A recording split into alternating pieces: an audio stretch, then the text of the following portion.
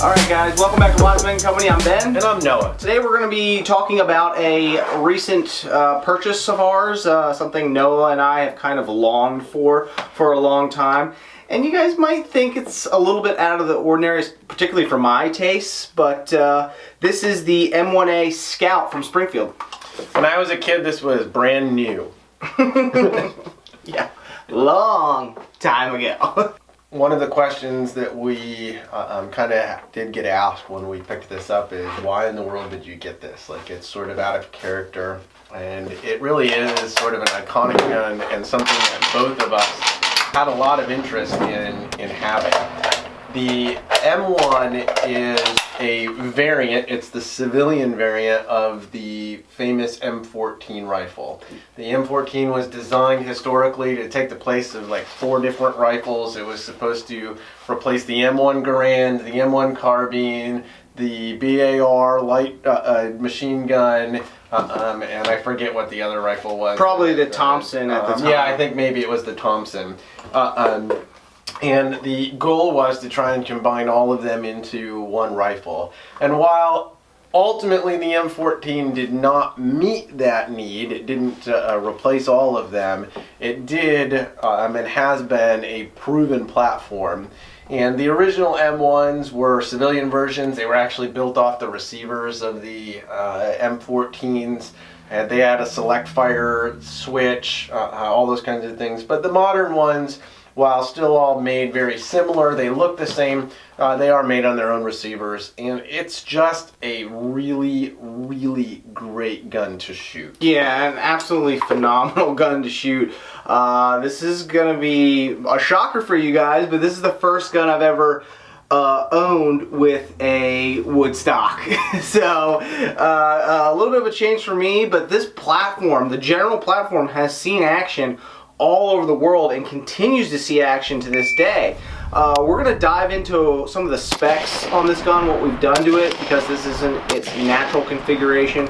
We kind of had a perceived role for this gun, and we just added on components to get it into that role. In a world of ARs, which you love, why go with the M1A? Well, the reason I wanted this is I had shot them in the past. I've shot the SOCOMs with 16 inches, the Scouts. I've even shot the national matches, which are phenomenal. This is an 18-inch barrel on the Scout. The SOCOM has a 16-inch barrel. Noah and I have been looking for that DMR support roll rifle. If you remember earlier last year, we built an AR-10. And we built that, and while we enjoyed it, we fired it, we ultimately felt that it didn't fill the role that we want the way that we wanted it, right, for that support rifle. Right, and this honestly just fell right into that role really well. We were, at least I was a little skeptical about the accuracy at first, but after the first few trips to the range, it really laid all my concerns to rest. It shot a inch group at 100 yards with average ammo. We haven't run anything matched through it yet, but an inch at 100 yards with a 1-6 is not bad, in my opinion, for what this gun is going to do, and that's going to be support the bolt gun or the main shooter in the pair. So that was the role we wanted for this gun to fill, and it's doing a great job so far.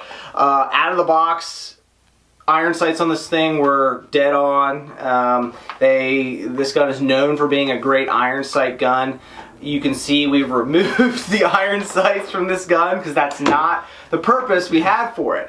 So while we're jumping into the components, I'm going to tell you right now, you're not going to see iron sights on here. You're not going to see the rear aperture or the front post.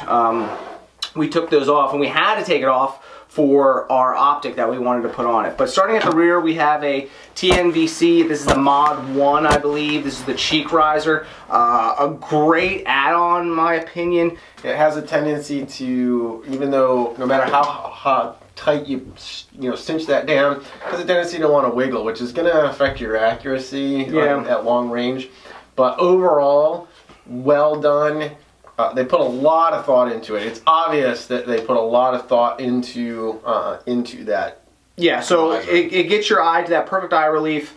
You have a spare mag pouch here on the side. If I roll the gun over, you actually have a flap here that you can put your dope card in, or any other essential information you might need to put in there for your long range shots. So just really convenient. Like Noah says, it does strap down tight onto it. We need to put in some sort of like grip tape or rubber mat on here or something like that to keep it from sliding around, which is a simple fix. But well worth the investment if you're going to run an optic on your M1A. Just get you to that perfect height so you can see your crosshairs.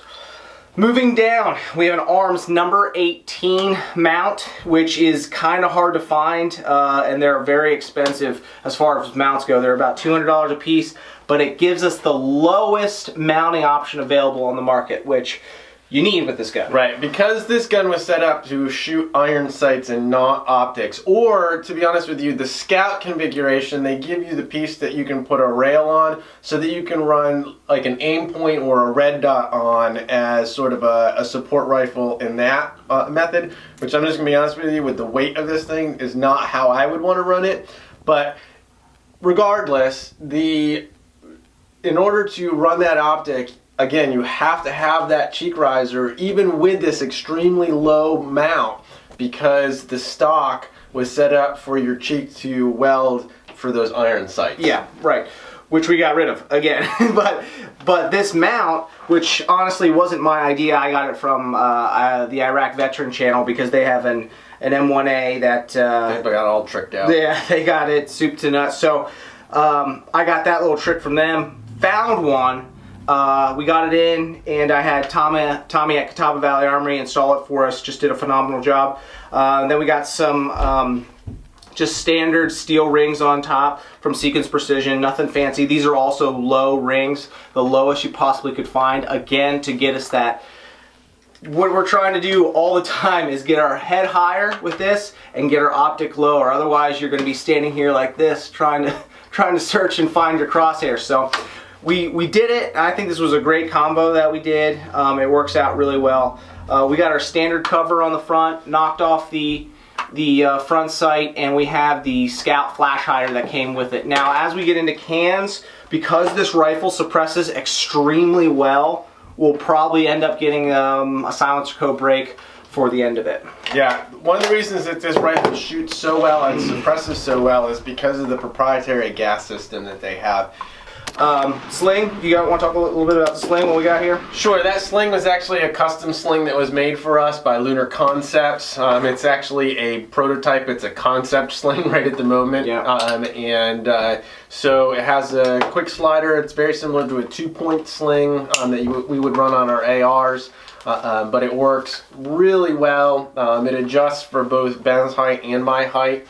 Again, this rifle, for me, is if I'm carrying it slung, it's probably going to be over the shoulder, behind the shoulder, versus in a front carry, just because of the length of it. If I am carrying it in a front carry, my hands are going to be on it because of its length. For Ben, however, he can carry it either way with that. And it's not so much the sling as much the length of the rifle and the fact that I don't have the height. Right, yeah. So thanks to Lunar Concepts for whipping us up one of these. We're happy to be the guinea pigs on it so far. I really like it. You can jump out of it really easy if you need to. It has snaps at both ends. I don't know if that'll be in the final production run, but right now we have snaps at both ends, so if you need to jump out of it, you can just quickly disconnect, which is nice. The next choice that we had then was what optic we wanted to run on the rifle, and we decided to go with the Vortex Strike Eagle 1:6 by 24. there. It is a phenomenal optic. It has the BDC reticle. Now it is configured specifically for the 5.56 round. However, they have all the conversions in there for there to be able to use it with the 308, and we have had no issues whatsoever out to 400 yards shooting this with 308. You just have to adjust. One of the reasons that we decided to run that was just because that is such a quick reticle to bind and to place shots, and it works so well. We love that glass, and so that's why we decided to put that on there. If you remember, we did run that same optic on our AR-10 build from earlier, again last year, and so we were familiar with it, and that's why we decided to go with it. Yeah, great choice in my mind. You got illumination in it if you really need it. It just is a fast reticle. And again, for that support rifle role that we, kind of fit this into a fighting rifle, we wanted that quick, easy reticle. We weren't looking for necessarily those tight precision shots. We were looking for the effective shots quick. Yep. Finally, we'll go into magazines now. The Scout rifle did come with one 10-round magazine, which is from Springfield. Ran fine. We've since got the Checkmate mags. These are 20 rounders. Also work phenomenally. These are probably the best aftermarket mag you can get for this gun, hands down. If you want to get the Springfield ones, they're much more expensive. We got these on sale for around 24, 25 bucks from Brownells. And I think the longer mags just load into the gun so much easier. It's a little bit of a rocking motion. But they just click in way easier than the 10 round. The 10 round sometimes is a little hard to fiddle and get some leverage on to push it up in there. And also, it just looks way more badass with a 20 sticking out of it. You can also get 5-rounders for those places that are communist and restrict you. Or if you hunt. And for a lot of the states that do restrict capacity for hunting. Yeah. It is a little bit different control group than you're used to with if you're an AR or a bolt gun guy, especially the safety. The safety is inside the trigger well. It's almost like a Russian safety. Yeah. There are a couple of hunting rifles out there that have safeties that are like that. It does take a little bit of getting used to. If you're an AK guy, having this rifle honestly wouldn't be that much of a switch as far as your change, other than that safety, because it is a side charger. You reach under to charge it, all those kinds of things. So very similar for that. Yep. Safety was a little concerning for me in the beginning, just because, like Noah said, it's inside the trigger guard here, and it's it's just right next to the trigger. It's not exactly a smooth safety either. It's a little stiff, so you gotta apply some serious pressure if you want to flick it on and off. Yep. You're gonna get bolt lock back on last round. To engage the bolt, once you stick a new magazine on there, you're just gonna give it a little tug, and it snaps right back into action, and you're off to the races. So not a real complicated manual of arms, but it's definitely different for those guys running AR-10s, Scars, Reapers, AR-15s, anything like that. It's different, but it's not complicated by any means. Final thoughts on the rifle. I highly recommend it. If you ever get a chance to pick one of these up, even if you only get a chance to ever shoot one, you definitely should shoot it. And again, if you get a chance to own one, it's definitely worth having. Yeah, absolutely. I always liked these guns. When I shot them, I never really thought I'd own one. Not because they were too expensive or anything. I just didn't think, I'd get around to it, to be honest. We saw a good deal on one, so we picked it up, and I'm really glad we did, because this thing is quickly becoming my favorite. I really, really like it.